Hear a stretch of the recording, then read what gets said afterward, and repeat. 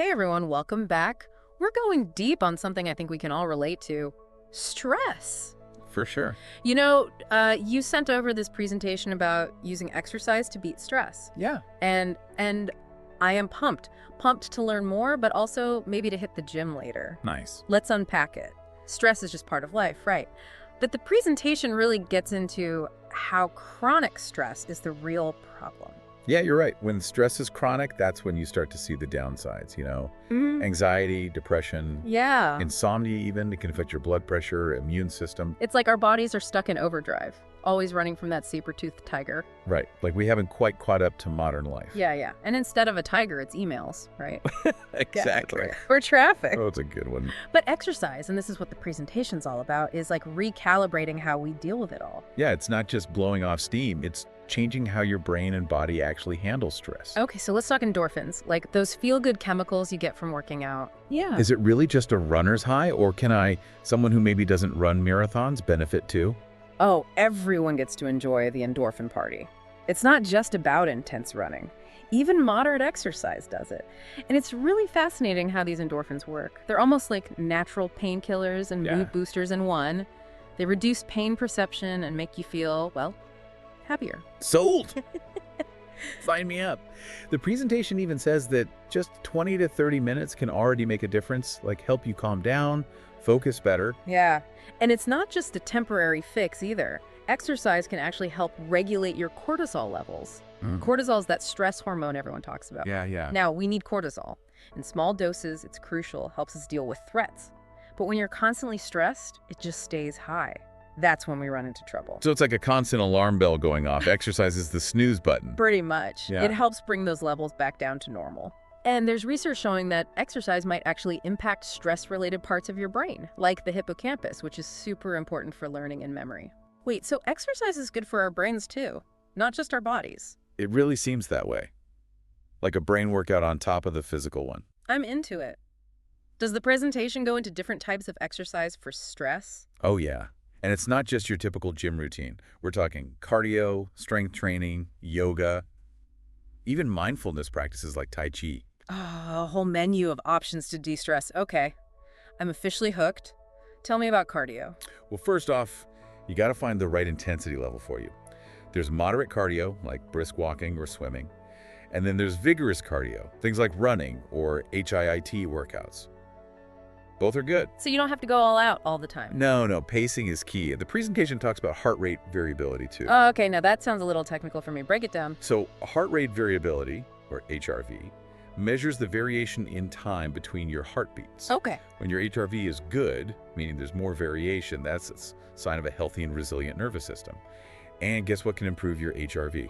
Exercise. So a more adaptable heart basically means I can adapt to stress better, right? Yeah, think of it that way. I like it. Okay, let's talk about yoga and stretching. I've heard they're good for stress. Why is that? They're great because they combine physical postures with deep breathing and mindfulness. Yoga especially has been shown to reduce cortisol. It just helps you relax. What about stretching? I hold all my tension in my shoulders. Me too. And that's what stretching is good for. Releasing those tight muscles, which helps reduce mental stress too. It also improves flexibility, reduces discomfort. Like untangling those knots. Exactly. Okay, now what about strength training? Does the presentation talk about how that helps with stress? It does. It's great for shifting your focus onto something positive, measurable.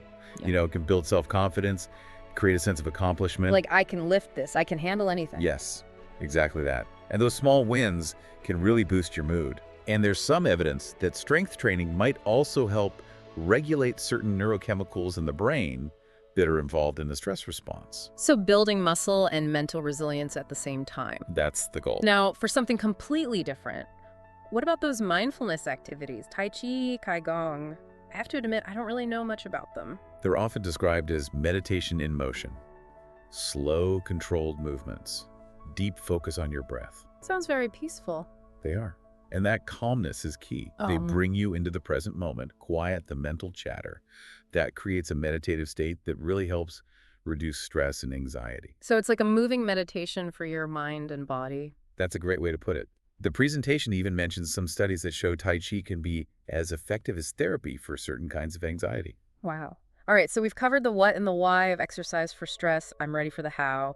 Does the presentation give any tips for actually getting started with all this? It does. Start small, set realistic goals. Something I definitely need to hear because I tend to go all in and then burn out quickly. So how do we actually make exercise a consistent part of our lives? First step, find an activity you actually enjoy. If you hate running, don't run.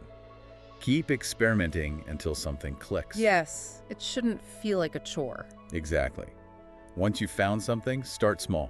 Just 5 or 10 minutes each day, gradually increase from there. Okay, baby steps, I got it. But what about those I'll start tomorrow moments that never come? One tip is to schedule your workouts, like you would a meeting or appointment.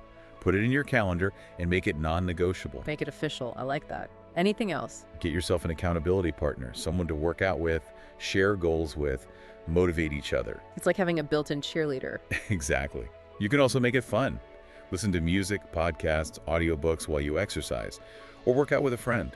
Find an activity that combines movement with something else you enjoy, like dancing or hiking. Okay, so social and enjoyable. Got it.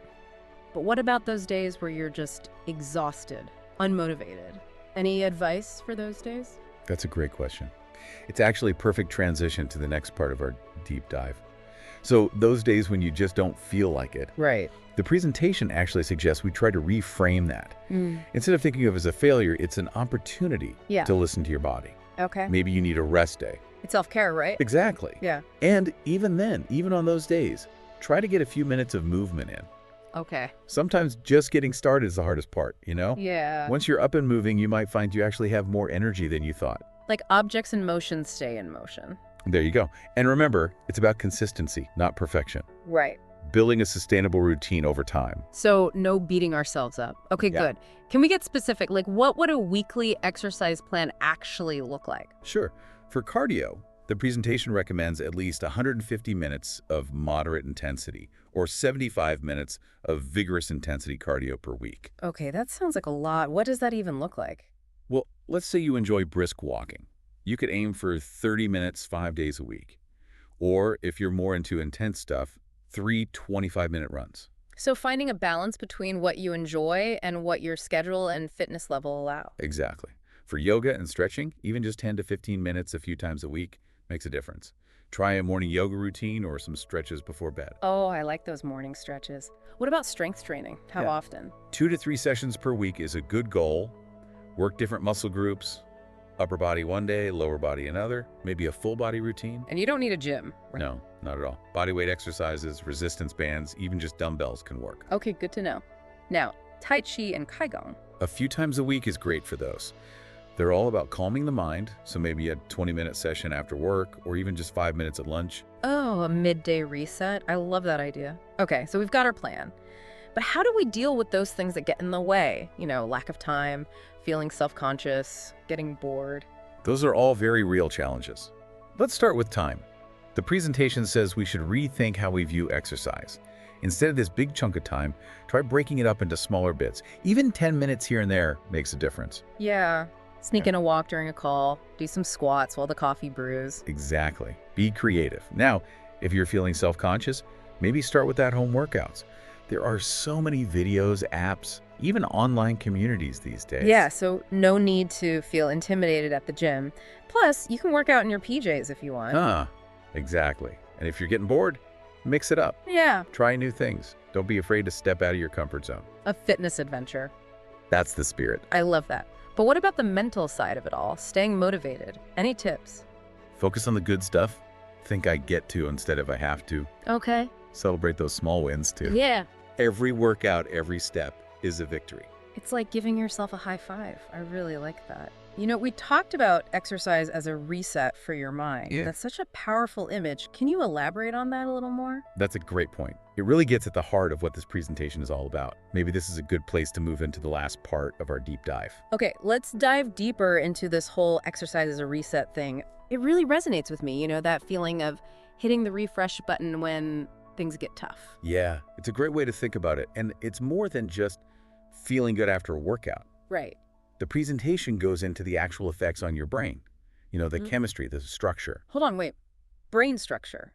Like exercise can actually change how my brain is wired. Exactly. There's research showing that exercise can increase the volume of certain areas of the brain, like the hippocampus, Oh yeah, we talked about that. which is so important for memory and learning. So it's like exercise is making your brain stronger. Wow. So not just stress relief, but brain power too. It seems that way. But how does this reset actually work in everyday life? Can we use exercise to deal with all those daily stressors? Absolutely.